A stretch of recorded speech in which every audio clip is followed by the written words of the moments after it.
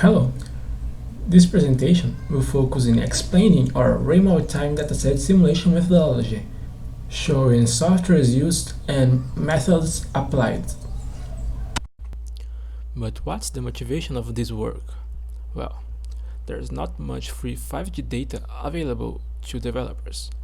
Millimetric wave channels measurement is an expensive investment, and deep learning neural networks have a huge increase in performance in comparison with other learning algorithms if more data is available. The focus is to generate channel data for research on wireless communications physical layer using machine learning, and also generate out-of-band information that will be not directly related to communications, but that can be used as auxiliary. This presentation will show the methodology of this data production and show an application example, but it won't focus on deep learning performance. Communication methods that are based on machine learning can be benefited by side informations. Equipment able to provide information about the climate ambient can be attached to an antenna to improve its results.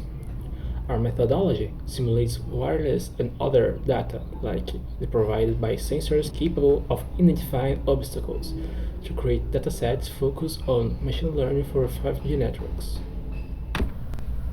Comparing the current 5G with other projects, like voice recognition, we can see that 5G communications doesn't have a large amount of data freely available. Meanwhile, voice recognition has huge databases at hand. While both have difficulties, like ray tracing and its information that is specific to scenario and can't be generalized, and voice recognition, which results varies according to the speaker, it's not clear how detailed the scenario should be to support broad conclusions for 5G. But in speech recognition, a consensus was achieved after a huge investment was made to reach this improvement. Knowing that, it's possible to see that 5G communications needs more data and information consensus to reach an even faster progress. This project guidelines are to generate a huge amount of simulation data for physical layer machine learning properly validated, to be compatible with sub-6 GHz frequencies and with millimetric waves, to facilitate the study of multiple scenarios with lower cost. Also, it must show channels time progression, having some continuity in its data. Channels also must have space consistency, and it will adopt ray tracing in its channel features instead of other possible alternatives. This image shows step by step the process involved in generating our dataset. First, we will pick the 3D data info of the desired location from CAD mapper, creating a scenario. That will be made a traffic simulation on it, using Sumo, what will show channels progression over time. This simulation is then mounted on Rosslyn inside software to obtain our channels data using ray tracing. On Blender, we will obtain position informations with cameras and with the LIDAR sensor, available via Blender add-on, generating images and point clouds as result. All these three data with Sumo coordinates info will be then processed to be used in neural networks. We organized the simulation in a way that divided it in scenes and episodes. Scenes are a group of instances that follows the same configuration, like amount of cars and vehicles with antennas, so they are connected and represent a continuous flow. Episodes are groups of scenes with the same configurations, so all scenes in an episode have the same amount of cars and antennas, but scenes from different episodes doesn't. Scenes inside an episode are related with a distance of t seconds between them. For each scene of the simulation, the procedure is: Sumo information that contains vehicles and antennas positions is built in the scenario on the inside software, and then the ray tracing simulation is started, returning channel information with constants over time, frequency, and space. Our ray tracing stages of production is: first, we define scenario information like what are the coordinates of the roads in the model city, which vehicle models will be used, where will the vehicles be positioned. how many vehicles will be presented. And this will be our mobility info and will be used as base of our simulations. Using a Python orchestrator, we will gather all this position and scenario information and build it on Insight software, where we'll add some material information to make more realistic ray tracing simulations. This allows us to have accurate ray tracing results for multiple episodes. Those graphs present some information obtained from 4 episodes containing 80 scenes each. For each episode, 4 vehicles were chosen to obtain each channel's data for each new scene. In the first one, it's possible to see that the power on the receivers fluctuates as your position changes. In the second one, it's possible to see that delay also fluctuates as position of receiver is changed.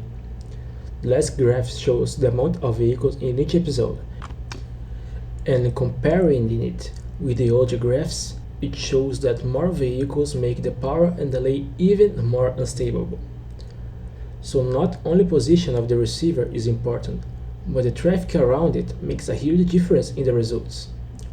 With that in mind, it's possible to assume that having geographic information about the road can be the difference between getting a good or bad signal. Having multiple antennas allows the creation of directional beams that increase the reach and decrease interference. Problems appear when there is no line of sight option in a pair of receiver and transmitter, being necessary to find the beam with less loss after some reflections. With all vehicles providing their positions, it's possible to know where the obstructions will be and find the best path avoiding or reflecting through them. But to have a good notion of the street, most vehicles would need to be connected, which is really hard to achieve in the real world. Instead of needing each vehicle to inform its own position, it's possible to use an approach where a single vehicle could provide information of itself and from its surroundings too. The LIDAR sensor is an equipment that measures the distance until the first obstacle using light. If a vehicle is equipped with one, it becomes apt to inform the traffic conditions around it. Raymobtime provides this info paired with the communication channels for interface simulation using the same simulation scenario. The first image shows an example of channel communication between the base station and the car, while the second image shows an example of the results obtained with the LiDAR scan. Using this approach, tests were done focusing on channels without line of sight that are harder to get right, where the neural network had to pick a number of M channels and the best one should be in this group. The LiDAR were put in different positions like in the car or in the base station. The best results were obtained with LiDAR on the cars, as you can see by this blue line.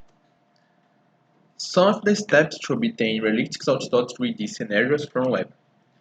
The 3D scenarios are obtained from a set of tools.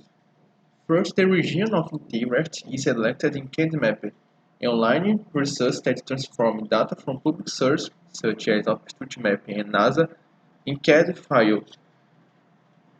So this file is imported to AutoCAD and unnecessary layers are eliminated. After that, this can be supported by the Insight. It's possible to obtain the final structure that will be used in the simulation, and there is also the application of magnetic properties for each of these features. The region of interest selected in street map in the case of Rosslyn, Virginia, after being treated in AutoCAD and Insight, is imported to Blender, and using add-ons we will have the satellite view. So the concept of scenes and episodes exists because Sumo's contribution. This software will vary the position of the vehicles at each moment, thus ensuring temporal mobility. This information is also imported to Blender, and then the simulation with the different position of the cars occurs in the scenario selected in OpenStreetMap. Here we have the other examples about satellite views in other scenarios. In the case of Rosslyn, Virginia, Beijing, and Stockholm.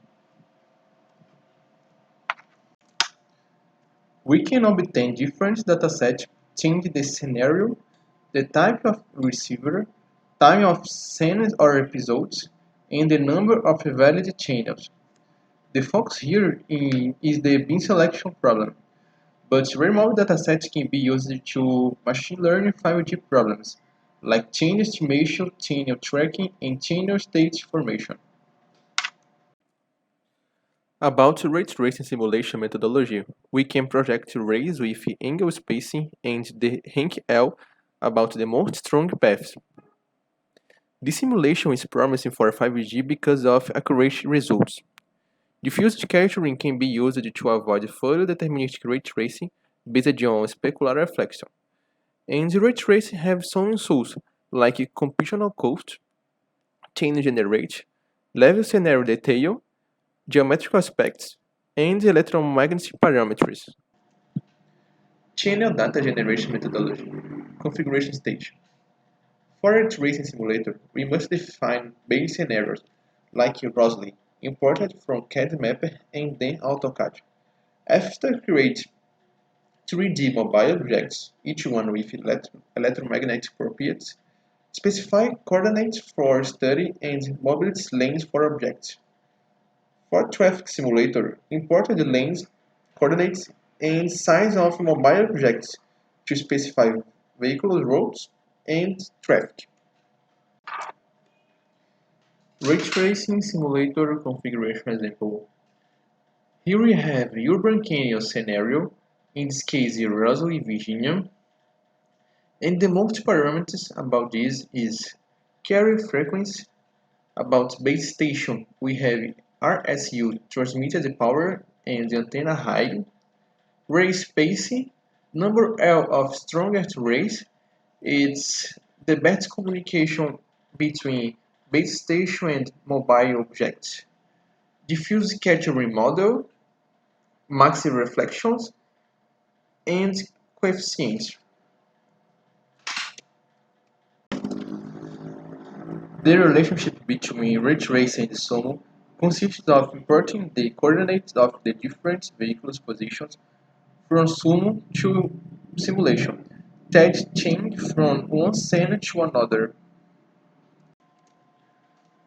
For traffic simulator configuration, we will need to define some parameters like the type of vehicle. For each one, it's necessary to inform some features like acceleration, maximum speed, or height, for example. After that, we can have the temporal mobility of the simulation.